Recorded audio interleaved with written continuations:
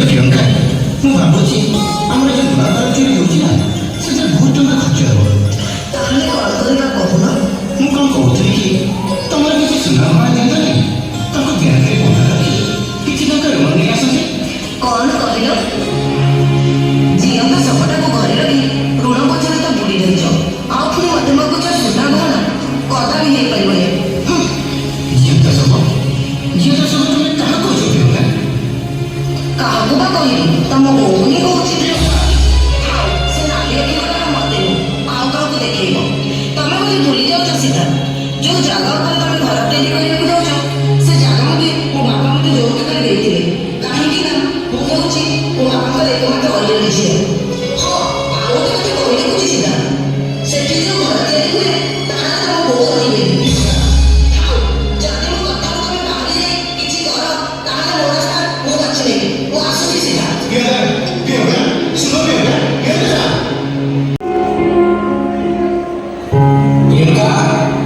ପ୍ରିୟଙ୍କା ସିଧା ସିଧା ଆରେ କୁଆଡ଼େ ଗଲେ ଆମର ସବୁ?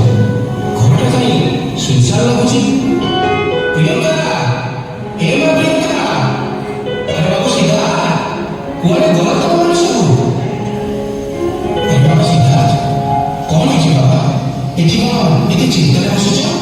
ବାବା ଆପଣ କାହାକୁ କିଛି ନଥିଲା? ଆରେ ଜଣାଇବି କ'ଣ, ଆଜି ସକାଳୁ ପ୍ରିୟଙ୍କାର ଫୋନ୍ ଆସିଥିଲା ତମେ ଏଠି କୁଆଡ଼େ ଗୋଟେ ଯାତ୍ରା କରିଛି।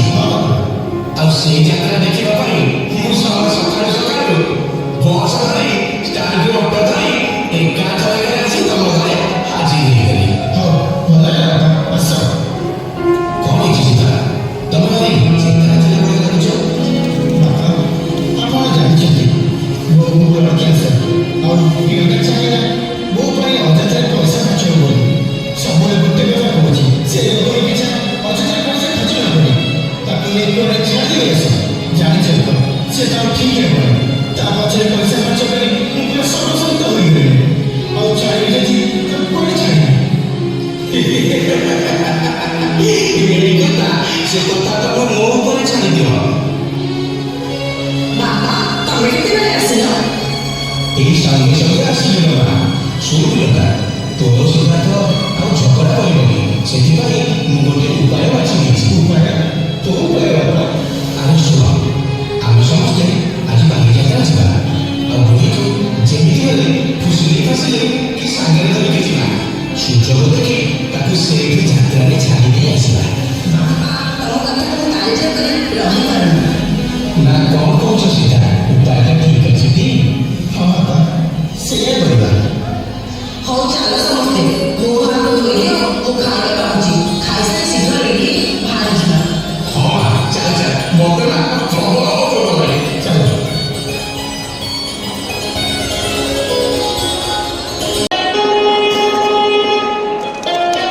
ବୋଉ ତୁ ଏତେବେଳେ ରେଡ଼ି ହେଇନି କାହିଁକି?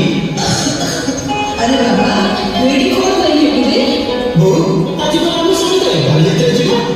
ନାଇଁରେ ଧନ, ଯିଏ ଯାଉଛ ଯା, ମୁଁ ରୋଗିଣୀଟା, ମୋତେ ଜମାରୁ ଯିବାକୁ ଭଲ ଲାଗୁନି।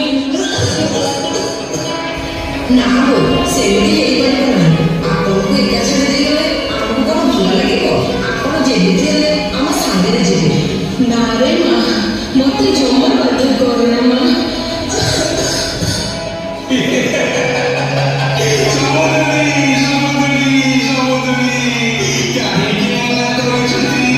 ଆରେ ସମୁଦ୍ରୀ ନମସ୍କାର, କେତେବେଳେ ଆସିଲେ?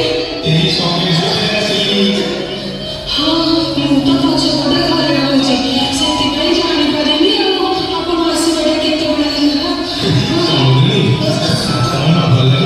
ଜମାରୁ ବି ଭଲ ଲାଗିବନି। ପିଲାମାନେ କହୁଛନ୍ତି ଆପଣ ଚାଲୁନାହାନ୍ତି। ହଁ ବୋଉ, ବାପା ଠିକ କଥା କହୁଛନ୍ତି। ବୋଉ ଚାଲ ବୋଉ। ହଉ, ଯଦି ସମସ୍ତେ ବାଧ୍ୟ କରୁଛ ତାହେଲେ ଚାଲ ଯିବା, ହେଲେ ବେଳେବେଳେ ଘରକୁ ଚାଲି ଆସିବା।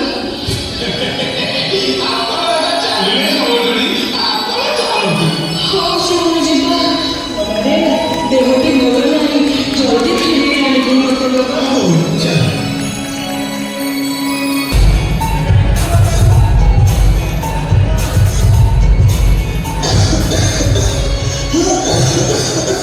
ବାବାରେ ବୁଲି ବୁଲି ମୋ ଗୋଡ଼ କଣ ହେଇଗଲାଣି, ଆଉ ଶୋଷ ବି ଲାଗିଲାଣି।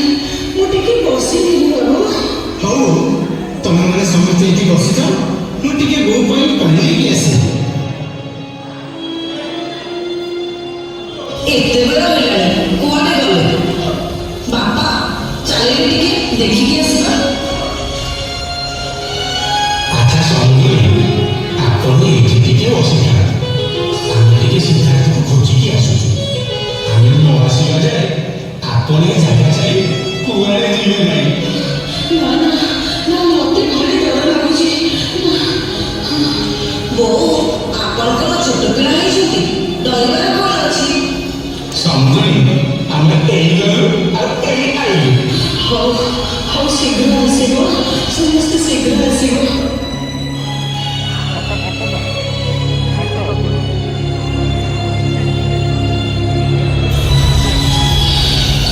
ଏତେ ସମୟ ହେଇଗଲାଣି, କୁଆଡ଼େ ଗଲେ ସବୁ?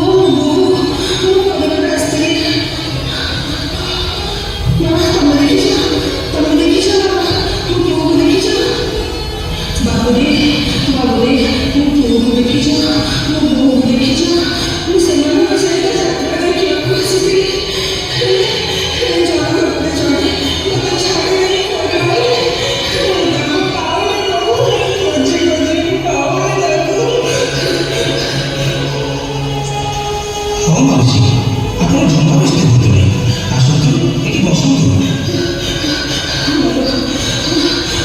ମୁଁ ଗୋଟେ କର୍କଟ ରୋଗୀ, ମୋ ଦେହରେ ବଳ ପାଉନାହିଁ। ସେମାନଙ୍କୁ ଖୋଜିବା ବେଳେ ବଳ ପାଉନାହିଁ ବାବା। ଆପଣ ଜମା ବ୍ୟସ୍ତ ହୁଅନ୍ତୁ ନାହିଁ, ଆପଣ ଟିକେ ଅପେକ୍ଷା କରନ୍ତୁ, ମୁଁ କିଛି ବ୍ୟବସ୍ଥା କରୁଛି।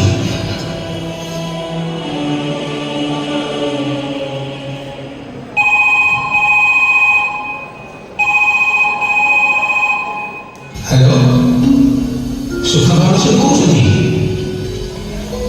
ଜଣେ ବୁଢ଼ୀ ମାଉସୀ ହଜି ଯାଇଛନ୍ତି, ମୁଁ ତାଙ୍କୁ ଏଇ ଚହଟା ପାଖରେ ପାଇଲି।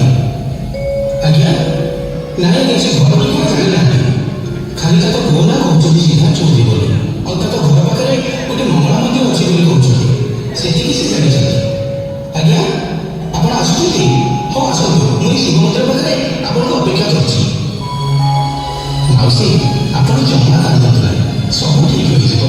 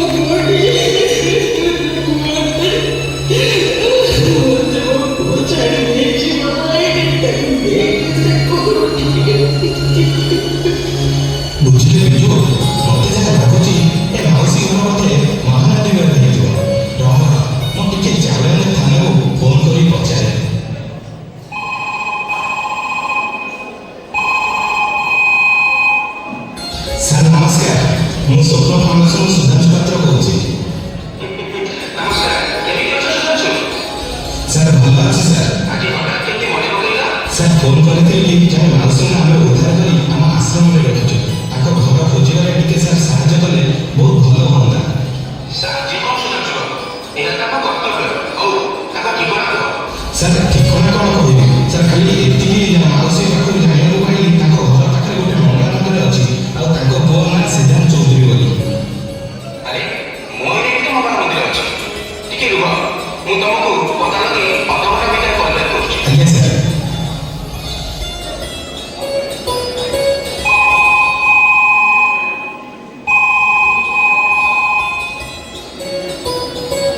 ହ୍ୟାଲୋ ସୁଧାଂଶୁ। ଆଜ୍ଞା ସାର୍। ଆରେ ତାଙ୍କ ଘର ତ କେହି ନାହାନ୍ତି, ସମସ୍ତେ ବାଲିଯାତ୍ରା ବୁଲିବାକୁ ଯାଇଛନ୍ତି। ତାଙ୍କ ସାଇଡରୁ ତାଙ୍କ ପୁଅର ନମ୍ବର ନାହିଁ। ଆଜ୍ଞା ସାର୍, ଫୋନ୍ ନମ୍ବରଟା ଟିକେ କୁହନ୍ତୁ।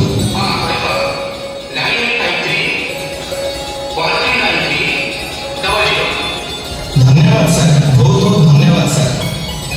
ବିଜୁ ଟିକେ ଏଇ ନମ୍ବରଟା କଲ୍ କରୁ।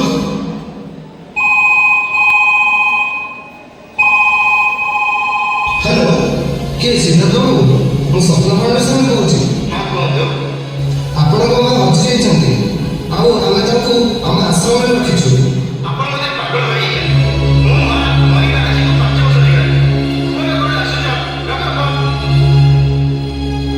ମାଉସୀ, ଆପଣଙ୍କ ପୁଅ ସହିତ କଥା ହେଲି, ଆଉ ସେ କହିଲେ ଆପଣ 5 ବର୍ଷ ହେଲା ମରିସାରିଲେଣି ବୋଲି।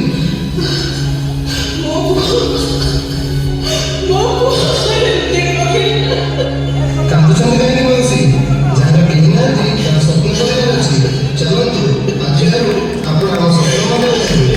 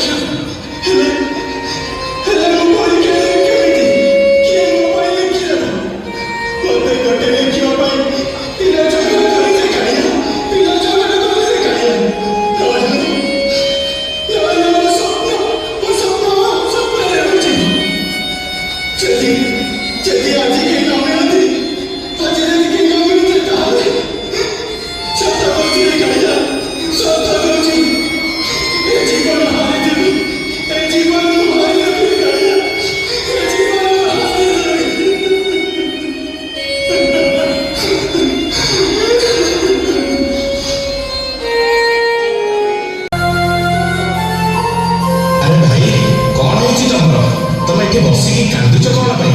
ତମେ କିଛି ଖାଇଛ ନା ନାହିଁ? ଖାଇ କ'ଣ? ଔଷଧ ନଷ୍ଟ ହେଇଯିବ। ଯଦି ପରୀକ୍ଷା ଦେବା ପାଇଁ ଗୋଟେ ଲାଇଟ ନହେଲେ ତାହେଲେ ମୁଁ ପରୀକ୍ଷା ଦେଇପାରିବି ନାହିଁ। ମୁଁ ଗୋଟେ ଅନ୍ଧ ଅନାଥ। ହଉ, ତମେ ବ୍ୟସ୍ତ ହୁଅ ନାହିଁ, ତମେ ଆଗେ ଖାଇଦିଅ। ଆମର ସ୍ୱପ୍ନ ଫାଉଣ୍ଡେସନ ପକ୍ଷରୁ ପ୍ରତ୍ୟେକ ରବିବାର ଆଚାର୍ଯ୍ୟ ହରିହର କ୍ୟାନ୍ସର ହସ୍ପିଟାଲରେ ଅନ୍ନଦାନ କାର୍ଯ୍ୟକ୍ରମ ହୋଇଥାଏ।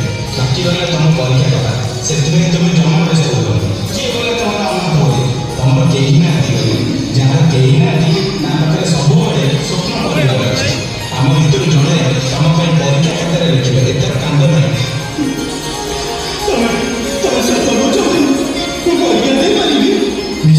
ଏଥିରେ ସନ୍ଦେହ ନାହିଁ। ତୁମେ ଦେଖିଥିବା ସ୍ୱପ୍ନକୁ ଆମେ ସମସ୍ତେ ମିଶିକି ପୁରା କରିବୁ। ଆପଣମାନଙ୍କୁ ଅନେକ ଅନେକ ଧନ୍ୟବାଦ ଭାଇ। ଆପଣମାନଙ୍କୁ ଅନେକ ଅନେକ ଧନ୍ୟବାଦ।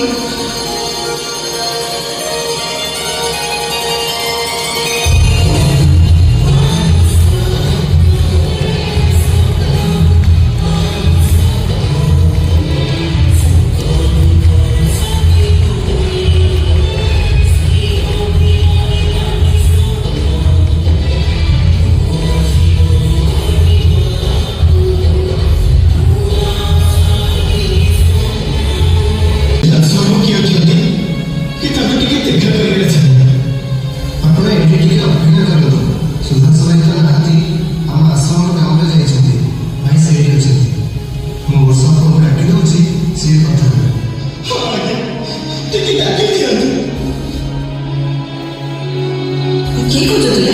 ହଁ କୁହନ୍ତୁ, କ'ଣ କାମ ଅଛି? ଆଜ୍ଞା, ମୋ ବୋଉ ଆପଣଙ୍କ ପାଖରେ ଅଛି। ମୋତେ ମୋ ବୋଉକୁ ଫେରାଇ ଦିଅନ୍ତୁ।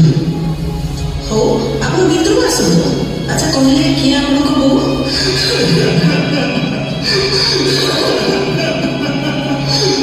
ଆଜ୍ଞା, ରୁକ୍ମିଣୀ ଚୌଧୁରୀ ହେଉଛି ମୋ ବୋଉ।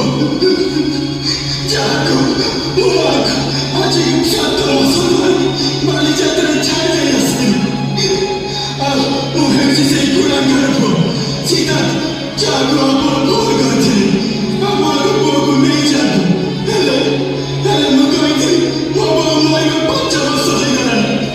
ମୁଁ ବୁଝିପାରିଛି। ମୋତେ କ୍ଷମା କରିଦିଅନ୍ତୁ। ମୋତେ କ୍ଷମା କରିଦିଅନ୍ତୁ।